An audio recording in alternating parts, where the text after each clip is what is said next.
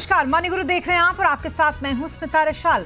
अगर आपको आपके निवेश से एक नियमित आय चाहिए और साथ में आप ये भी चाहते हैं कि आपका कॉर्पस जो है वो भी बचा रहे, सारे के सारे पैसे आपके एक साथ खत्म ना हो, तो आपके लिए सबसे बेहतर ऑप्शन हो सकता है SWP यानी सिस्टमैटिक विड्रॉल प्लान।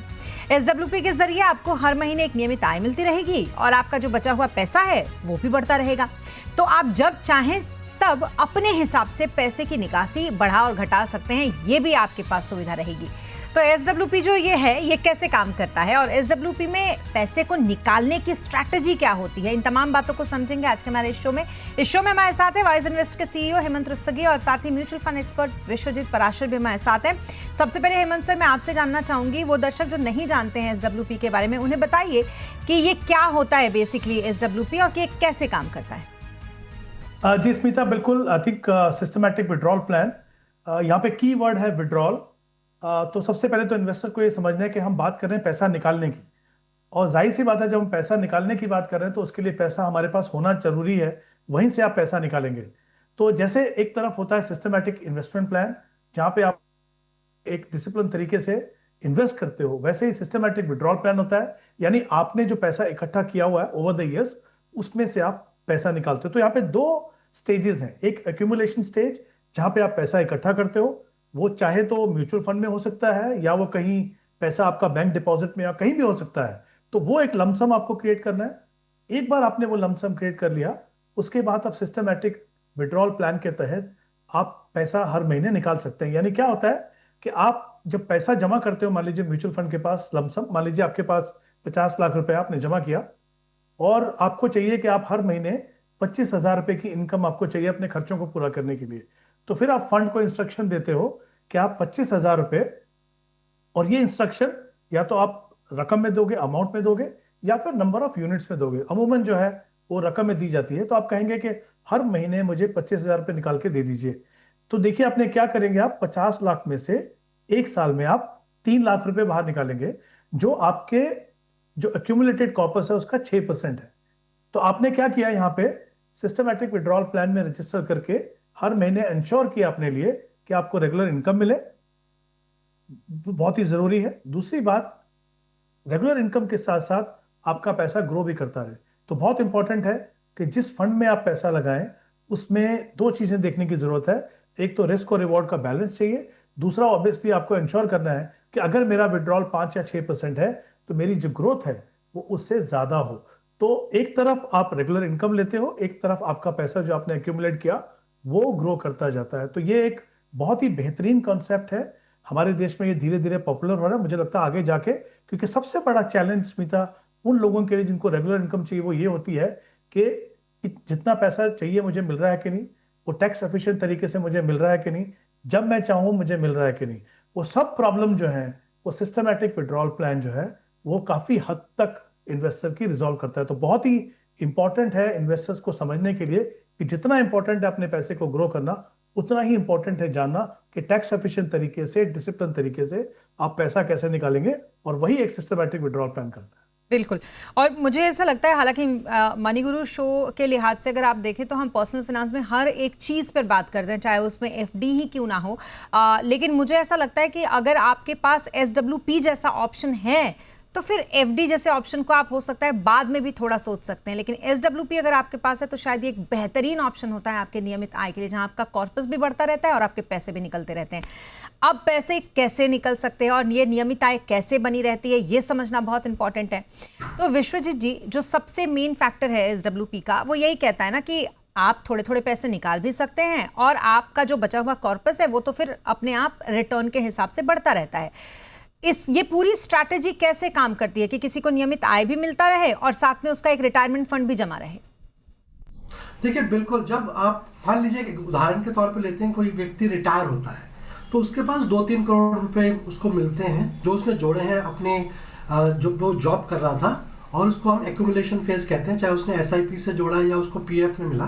अब अगर वो पैसा वो म्यूचुअल फंड्स में निवेश करते हैं और SWP systematic withdrawal plan option का यूटिलाइजेशन करते हैं, तो उनको सारा पैसा इकट्ठा तो खर्च नहीं करना है, उनको कुछ रेगुलर खर्चे के लिए पैसा चाहिए, जैसे कि जो सैलरी चेक आती थी, अब ये रेगुलर इनकम के लिए उनको एक SWP ऑप्शन मिल गया है, जहाँ पे वो खुद डिसाइड कर सकते हैं कि उनको कितना पैसा विड्रॉ करना है हर महीने, उनका खर्च कितना है। और बड़ा सिंपल सा लॉजिक ये है कि अगर आपका पैसा आपने जो निवेश किया है वो कितना पोटेंशियल रिटर्न दे सकता है। मान लीजिए इक्विटी में है तो 12-13% का रिटर्न है, हाइब्रिड फंड में है तो हम 10-11% का रिटर्न लेके चलते हैं। तो अगर 10-11% का रिटर्न आपको मिल रहा है और आप 5-6% विड्रॉ करते हैं, देखिए जो क्लासिक यूएस का एग्जाम्पल है वो तो है 4% विड्रॉल रेट, बट इंडिया में क्योंकि महंगाई थोड़ी सी ज़्यादा है तो 4 से 6% की रेंज में अगर आप अपना पैसा विड्रॉ करते हैं तो 10% से ग्रो कर रहा है, 6% से आप विड्रॉ कर रहे हैं, तो पैसा ग्रो भी कर रहा है और आपके जो रेगुलर खर्चे हैं वो भी आराम से निकल रहे हैं। तो इस हिसाब से आपका कॉर्पस कम नहीं होगा और आपको जो खर्च है वो आपका आराम से चलता रहेगा। तो ये एक स्टैंडर्ड फॉर्मूला है। जितना आप ज़्यादा विड्रॉल रेट करेंगे, मान लीजिए आपने 9-10% कर दिया, तो क्या होता है कि पैसा 10% से ग्रो कर रहा है और मान लीजिए इक्विटी बाजार में है तो जरूरी नहीं है हर साल आपको नियमित 10-11% रिटर्न मिलती रहेगी, कभी ऐसा भी हो सकता है कि 6-7% रिटर्न मिले, तो वो आपको लॉस दे सकता है। तो इसलिए कहा जाता है 4 से 6% की रेंज में अगर आप पैसा विड्रॉ करते हैं तो महंगाई को भी बीट कर पाएंगे जो 5-6% की है। क्योंकि आज आपका खर्च मान लीजिए 50,000 रुपये है, लेकिन एक साल बाद 5-6% का इन्फ्लेशन लगाए तो 55-56 हज़ार रुपये हो जाएगा। तो कहीं ना कहीं आपको इन्फ्लेशन भी बीट कर रहे हैं और आपका कॉर्पस भी ग्रो कर रहा है। अगर आप रेंज में रहते हैं 4 से 6% के, ज़्यादा विड्रॉ करते हैं तो कहीं ना कहीं आपको रिस्क हो जाता है आपका कॉर्पस कम होने का और कहीं ना कहीं आपका पैसा खत्म होने का। तो इसलिए बहुत इंपॉर्टेंट है कि उसी रेंज में विड्रॉ करें जिस रेंज से आपका पैसा ग्रो कर रहा है। दूसरा, ये जो पैसा विड्रॉ होता है स्मिता जी, इसका बड़ा अच्छा ऑप्शन है, ये first in first out principle से विड्रॉ होता है। मान लीजिए पैसा आपने 20 साल पहले से आप निवेश करते आ रहे हैं, तो जो यूनिट्स 20 साल पहले आपने स्टार्ट किया था निवेश करना, पहले वो यूनिट्स विड्रॉ होंगी, रिडीम होंगी, तो आपका जो कैपिटल गेन बनेगा वो भी उन्हीं यूनिट्स के हिसाब से बनेगा। तो सबसे बेहतरीन विकल्प जो मुझे लगता है SWP में और फिक्स्ड डिपॉजिट में जो नहीं है, फिक्स्ड डिपॉजिट में आपका पूरा इंटरेस्ट टैक्सेबल है आपके इनकम टैक्स स्लैब के हिसाब से। यहाँ पे आप सिर्फ कैपिटल गेन पे ही टैक्स दे रहे हैं जो पुराना आपका पैसा जुड़ा हुआ उसके हिसाब से। तो आपको टैक्स एफिशिएंसी मिल रही है, फ्लेक्सिबिलिटी मिल रही है और अगर आप रेंज में रहते हैं तो आपका कॉर्पस भी ग्रो होता रहेगा। तो टैक्स का जो आप यहाँ पर देखते हैं वो भी बहुत सिंपल होता है आपके लिए, तो उस लिहाज से भी ये बेहतर है जैसा कि आपने हम यहाँ पर बताया LTCG के हिसाब से। लेकिन अब एक चीज़ समझना बहुत इंपॉर्टेंट है सबके लिए, वो हेमंत जी ये कि एक मुश्त और SWP, कई बार लोग इसमें कंफ्यूज हो जाते हैं कि क्या ये दोनों एक ही हैं और ये किस तरीके से अलग अलग हैं, तो इसमें फ़र्क क्या होता है ये आप समझाइए। स्मिता, देखिए है तो दोनों विड्रॉल। जैसे मैंने पहले शुरू में कहा था कि सिस्टमैटिक विड्रॉल प्लान में जो कीवर्ड है वो विड्रॉल है, यहाँ पे कीवर्ड है सिस्टमैटिक। अगर आपका पर्पस ये है कि आप रेगुलर इनकम जनरेट करना चाहते हो तो ऑब्वियसली आपको सिस्टमैटिकली आपको पैसा निकालना चाहिए, ना कि लमसम। लमसम का मतलब क्या है, आप रिडीम कर सकते हो। अब देखिए उसके नुकसान क्या है। जैसे हम पहले एग्जाम्पल में हमने कहा था कि मान लीजिए आपके पास 50 लाख रुपए है और आपको 25,000 रुपये हर महीने निकालना है, तो आपने एक साल में 3 लाख रुपए निकाला। वही अगर आप लमसम इन्वेस्ट विड्रॉल कर लेते हैं साल की शुरुआत में, तो 3 लाख आपने निकाल लिया, तो क्या होगा, जो आपको इसके जो बाकी पैसे थे, जैसे पहले महीने में आपने 25 निकाला, अगले महीने 25 निकाला, तो ओवर द ईयर आपने 3 लाख रुपए निकाला, तो उस पे भी आपको ग्रोथ मिल रही थी। जब आप लमसम कर लेंगे तो आपको उसके ऊपर ग्रोथ नहीं मिलेगी। दूसरी बात, सारा का सारा पैसा एक ही मार्केट लेवल पे जाएगा। तीसरी इंपॉर्टेंट चीज ये है, जब आप पूरा लमसम पैसा निकाल लेते हो, बैंक में रखते हो, उसको कंट्रोल करना बहुत मुश्किल होता है। क्योंकि क्या होगा, आपने निकाला तो अपनी रेगुलर इनकम के लिए है, लेकिन कभी कभी आपको लगेगा कि चलिए बैंक में पैसा पड़ा है, कुछ निकाल लेते हैं, कहीं और खर्चा हो जाएगा। तो एक ही लेवल पे निकालना, सिस्टमैटिकली नहीं निकालना हमेशा नुकसानदायक है। इसका पर्पस सिस्टमैटिक विड्रॉल प्लान का है आपके लिए रेगुलर इनकम जनरेट करना, तो उसको आप हर महीने या जो भी आपकी रिक्वायरमेंट है उस रेगुलरिटी से आप अपना पैसा निकालिए। एक तो ये हो गया। अगर हम बात करें उसको, अब हमें अगर कंपैरिजन करना मान लीजिए डिविडेंड से, उसमें भी 2-3 इंपॉर्टेंट चीजें हैं। देखिए, म्यूचुअल फंड में कोई गारंटी नहीं है कि आपको डिविडेंड मिलेगा और कितना मिलेगा। तो मान लीजिए आप डिविडेंड के ऊपर डिपेंड करते हो अपनी रेगुलर इनकम के लिए, तो ये पॉसिबल है कि किसी महीने में आपको इनकम डिविडेंड ना मिले, किसी महीने में बहुत कम मिले। तो वो जो अनसर्टेनिटी है डिविडेंड के साथ, वो कहीं ना कहीं आपको बेचैन करेगी। जबकि सिस्टमैटिक विड्रॉल प्लान में, क्योंकि आपने पहले से ही डिसाइड कर लिया कितना पैसा मिलना है, तो आपको मिलना है इररिस्पेक्टिव ऑफ मार्केट कंडीशन। दूसरी इंपॉर्टेंट चीज ये है कि अगर आप ऐसे इन्वेस्टर हैं जो हायर टैक्स ब्रैकेट में आते हैं 20 या 30% में मान लीजिए, तो जो डिविडेंड इनकम है वो आपकी इनकम में ऐड होती है, तो और उसी रेट पे वो टैक्स होगी। उसके सामने अगर हम सिस्टमैटिक विड्रॉल प्लान करते हैं तो जो सिर्फ कैपिटल गेन है उस पे आपको टैक्स देना है, और वो भी अगर आप मान लीजिए इक्विटी ओरिएंटेड हाइब्रिड फंड या इक्विटी फंड में है तो 1.25 लाख रुपए तक आपको कोई टैक्स भी नहीं देना है। तो देखिए टैक्स इंसिडेंस बहुत कम है, ग्रोथ आपकी अच्छी है, रेगुलर इनकम से आपको जो पैसा निकाल रहे हैं उसके ऊपर भी ग्रोथ मिलती है। तो मेरा ये मानना है क्योंकि इसका बेसिक ऑब्जेक्टिव रेगुलर इनकम करने का है, तो आप उसको उसी हिसाब से निकालिए, और ये कहीं बेहतर ऑप्शन है डिविडेंड से।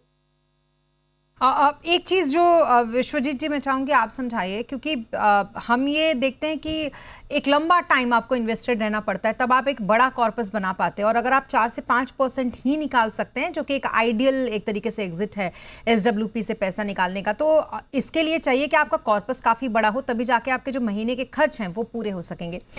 आप किस तरीके से इसमें इन्वेस्टमेंट की सलाह देंगे? एसडब्ल्यूपी से पैसा निकालने से पहले आपको क्या बहुत एग्रेसिव अपना इन्वेस्टमेंट जो है वो रखना चाहिए?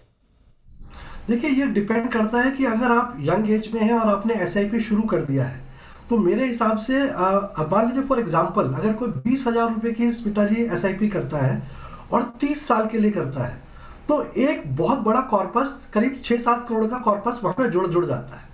अब अगले 20 साल तक, जब आप 60 साल से रिटायर होंगे, 80 साल तक आप 2 लाख 2.25 लाख रुपए हर महीने विड्रॉ कर सकते हैं। तो ये तो हुई एसआईपी ने आपने कॉर्पस बनाया, एसडब्ल्यूपी से आपने इंजॉय किया, जो पैसा आपने जोड़ा उसको आपने इंजॉय किया 20 साल तक, 2-2.5 लाख रुपए आप हर महीने विड्रॉ कर सकते हैं।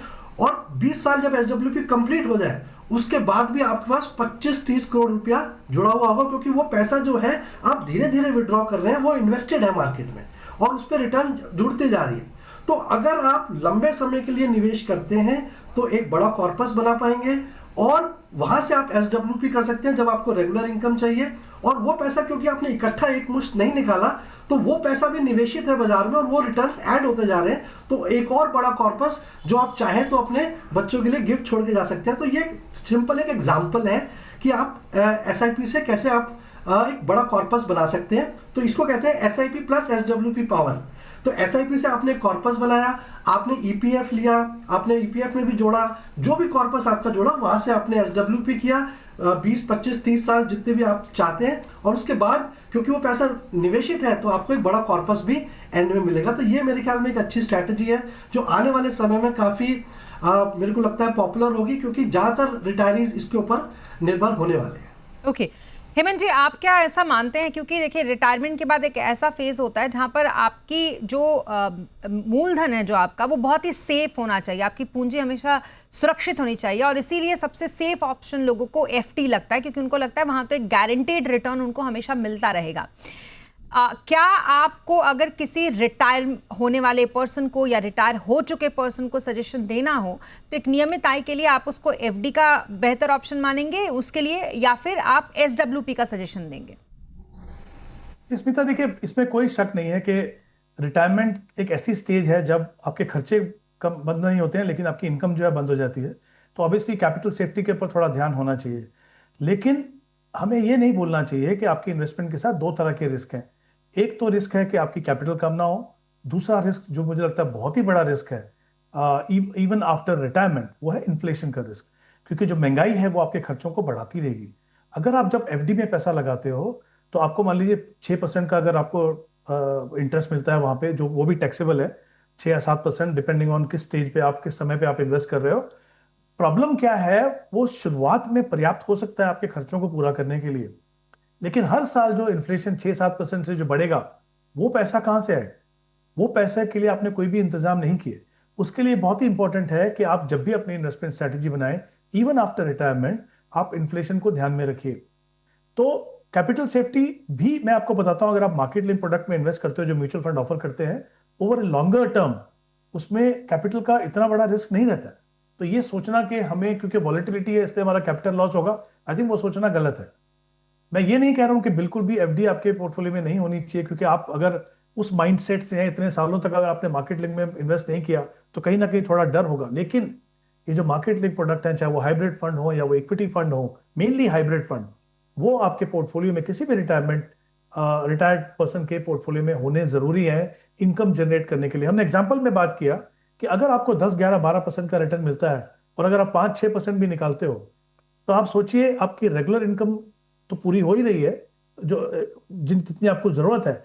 आगे जो इन्फ्लेशन से आपके खर्चे बढ़ेंगे, वो एक मार्केट लिंक प्रोडक्ट वो इंश्योर करता है, क्योंकि उसमें रिटर्न में और जो आप विड्रॉल कर रहे हैं दोनों के अंदर एक गैप है। तो बहुत ही इंपॉर्टेंट है कि आप ट्रेडिशनल इन्वेस्टमेंट ऑप्शन में जाएं, चाहे वो सीनियर सिटीजन स्कीम हो, चाहे वो फिक्स डिपॉजिट हो, लेकिन साथ में ये वाले प्रोडक्ट मुझे लगता है एक सही मात्रा में उन्हें बहुत ही जरूरी है। और ओवर ए लॉन्गर टर्म जो जो कैपिटल रिस्क जो हमें दिखता है वो एक्चुअल सही माने में वो नहीं होता। तो बहुत इंपॉर्टेंट है कि आप मार्केट लिंक प्रोडक्ट को अपने पोर्टफोलियो में हमेशा शामिल करें। तो ये बहुत अच्छे तरीके से आप लोगों ने पूरी एक बेहतरीन स्ट्रैटेजी एसडब्ल्यूपी की बताई और साथ में ये भी बताया कि ये कितना इंपॉर्टेंट है उसके लिए जो एक नियमित आय अपनी ज़िंदगी में हमेशा चाहता है, और बहुत ही सहूलियत भरी ये चीज़ भी है जिसे उसे ज़रूर आजमाना चाहिए। अब रुकेंगे एक छोटे से ब्रेक के लिए। ब्रेक के बाद आज हम मनी गुरु में कुछ कॉलर्स के सवाल भी करेंगे शामिल। ब्रेक के बाद आप बने रहें हमारे साथ।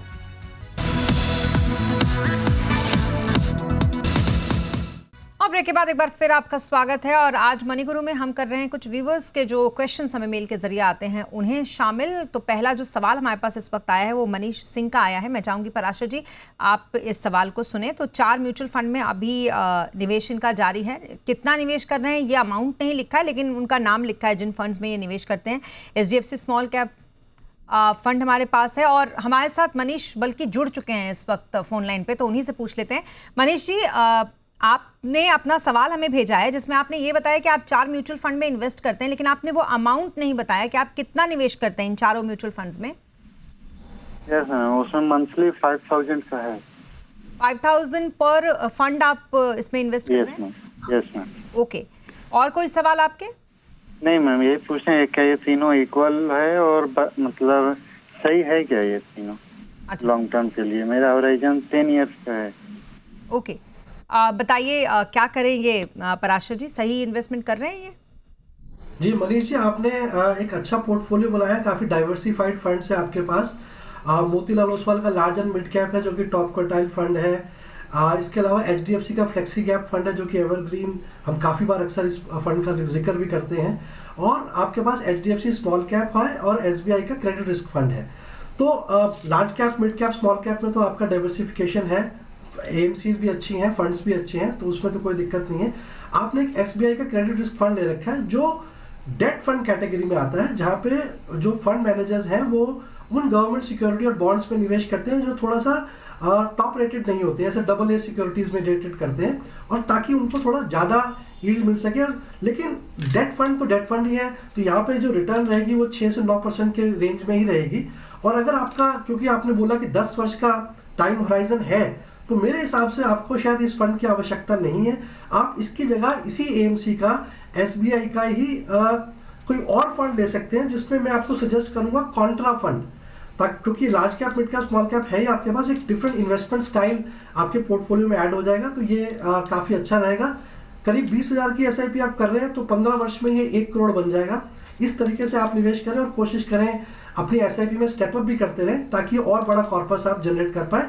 तो थोड़ा सा बदलाव, लेकिन एक चीज़ और ऐड करना चाहूँगा, HDFC का स्मॉल कैप फंड काफ़ी बड़ी AMC है, काफ़ी अच्छा फंड है, लेकिन आप चाहें तो इससे बेहतरीन फंड्स भी अवेलेबल हैं। यहाँ पे आप बंधन का स्मॉल कैप फंड कंसिडर कर सकते हैं इन केस आप थोड़ा सा चेंज करना चाहते हैं। ब्रॉडली पोर्टफोलियो काफ़ी अच्छा है, डाइवर्सिफाइड है। ओके, चलिए, तो ये आपको सलाह है यहाँ पर पराशर जी की। आई होप आपको इस सलाह से काफ़ी फ़ायदा आगे होगा। हमारे साथ एक और कॉलर वेदांत इस वक्त जुड़ चुके हैं। वेदांत जी, आपने अपना सवाल हमें भेजा है जिसमें आपने ये बताया कि आप 10,000 की SIP करते हैं और साथ में ये भी बताया कि 5 फंड में आपका निवेश जारी है। आपने फंड के नाम मेंशन नहीं किए हैं कि आप किन किन फंड में निवेश कर रहे हैं।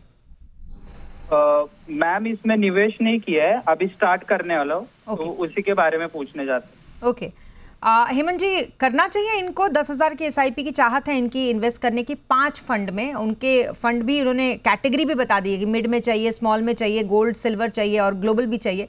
क्या सलाह देंगे आप इनको?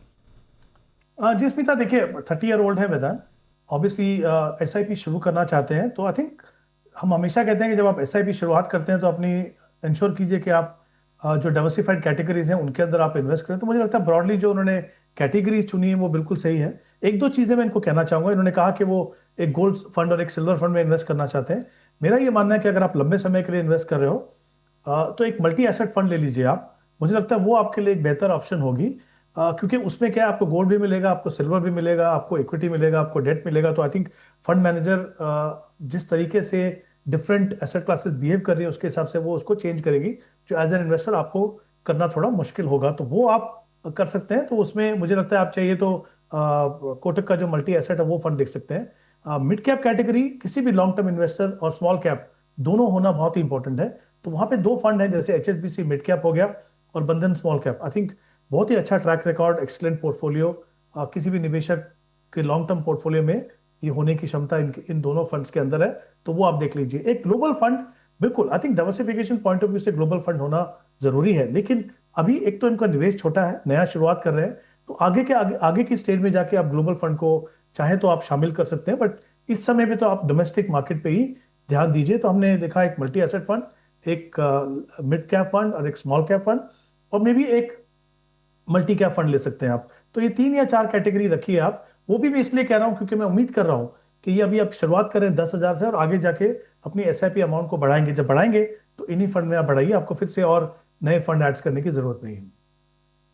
ओके, तो फिलहाल आपको काफ़ी अच्छा सजेशन यहाँ पर हेमंत जी की तरफ से दिया गया, जिसको आप अपनाएंगे और फिर आपका जो निवेश है उसमें आप काफ़ी और सफलता पाएंगे। इसी के साथ thank you so much sir हमारे साथ इस शो पर शामिल होने के लिए। Hemant sir, thank you so much Parashar ji हमारे साथ इस शो पर शामिल होने के लिए। और इसी के साथ इस बुलेटिन में फिलहाल इतना ही। आप बने रहें जी बिजनेस के साथ। नमस्कार।